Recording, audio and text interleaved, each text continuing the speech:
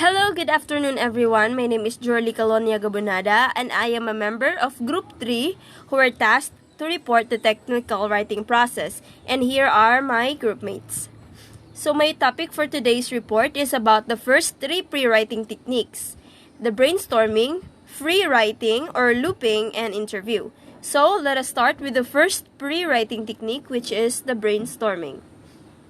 So brainstorming is the process of generating new ideas or addressing problems. Holding a brainstorming session can help you generate new and unique ideas for your writing projects and assignments.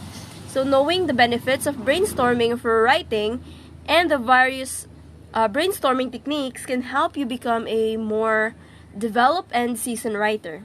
So brainstorming can work either individual or a group to think more creatively and without boundaries, which can lead to improved ideas and suggestions. So for group brainstorming, members generate a list of spontaneous ideas to a specific topic, then they decide on a single solution to the problem, while individual brainstorming sessions allow you to produce ideas on your own using various techniques.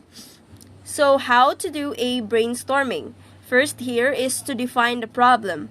The first step should be to determine a problem question that the brainstorming session will address. The question should be clear and prompt participants to think of solution. Number 2, lay out the context and definition.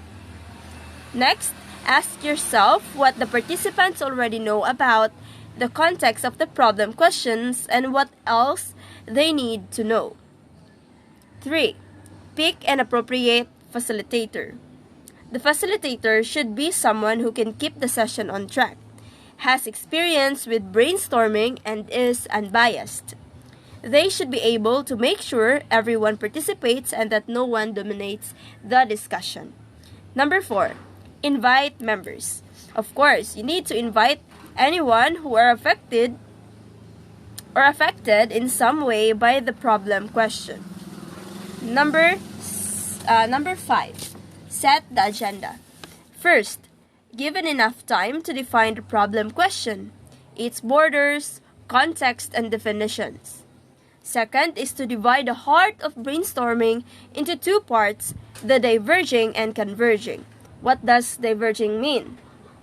So diverging is when participants explore options and generate new ideas. And converging is when ideas are sorted and discussed in order to isolate the best ones. Number 6, hold the session. The facilitator then reads the ideas one at a time. It gets any needed clarification, and with the input of participants, group them into 3 or 4 categories. If new ideas come up, then you can add it to the extra notes. After that, the group can finalize the ideas and select the best solution of the problem. Next is the benefits of brainstorming for writing. So brainstorming provides you with many benefits as a writer, no matter the content you're working on. It ultimately gives you the opportunity to consider a wide variety of ideas and concepts before starting your next writing projects. Here are some specific benefits of brainstorming for writing. Number 1, eases tension. When you hold a brainstorming session, you're less likely to run out of ideas in the middle of writing.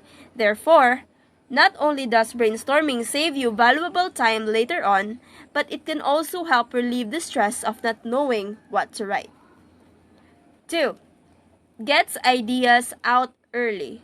When you brainstorm early in the writing process, it allows you to consider every idea that you can think of before you start writing. Doing this can help you determine which ideas resonates with you the most, ensuring you make the most of your time. Next, develops organization. Considering a wide variety of ideas before you start writing gives you the opportunity to pick which topic holds greater importance over others or which should go before another. Therefore, the brainstorming process naturally develops organization for the writing process. So that would be all for the brainstorming, and now let's go on to the second pre-writing technique, which is the free writing. So free writing is a process of generating a lot of information by writing non-stop in full sentences for a predetermined amount of time. It allows you to focus on a specific topic but forces you to write so quickly that you are unable to edit any of your ideas. It helps improve your abilities as a writer. It builds confidence, and it develops muscle memory and generates honesty in your writing. And free writing is more focused on process than output. So you can free write on the assignment or general topic for 5 to 10 minutes nonstop. This free writing will include many ideas. Generating ideas is important in this kind of pre-writing technique, not the grammar or the spelling.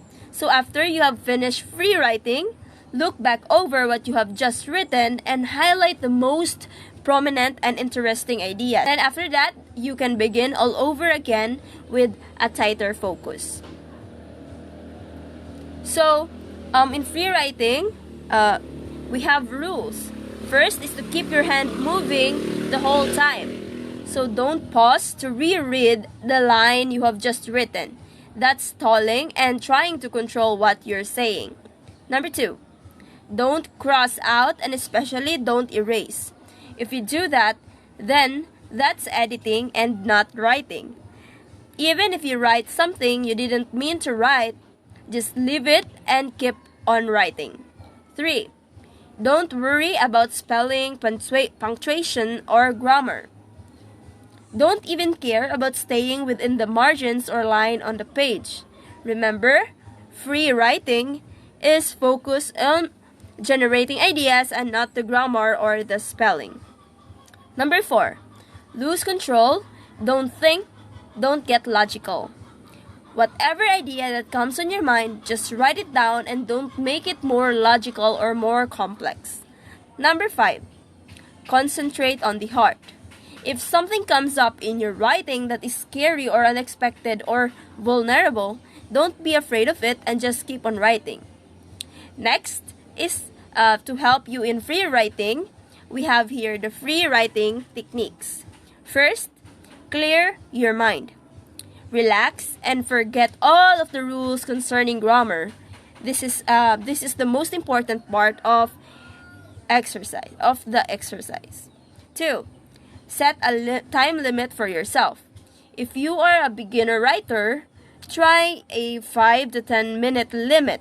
If you are more experienced writer, then try 15 to 20 minute session. 3, after you've set a limit, write. Don't stop writing. If you spell words wrong, don't go back to edit. And if the idea fades, just keep on writing. You can actually, for suggestion, you can actually write something. If you don't have something in your mind, you can just write it down. The phrase, I don't know what to write, until you come up with your best idea. Just don't stop writing.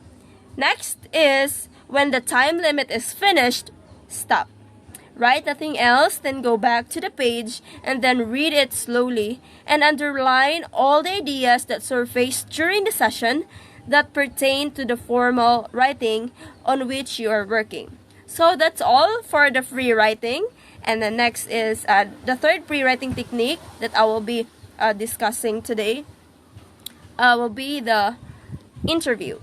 So an interview is an organized dialogue in which one person asks questions and another responds.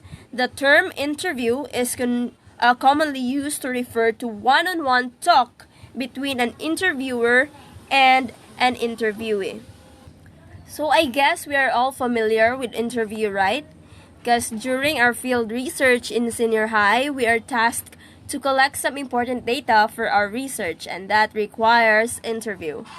If you aim to be a writer someday, you should check into all possible potential writing strategies and methods. For example, if a person wants to learn how to bake, he or she will spend a lot of time practicing, viewing tutorial videos, and other would go for their personal trainers to ask for guidance. You can also collect some information from great writers or some well-known writers. You can interview knowledgeable individuals, influential people, and many more that you just make sure that they are the suitable individual in your chosen field in order to collect the right data that you need. So aim for topics that you don't know much about and look for guideposts.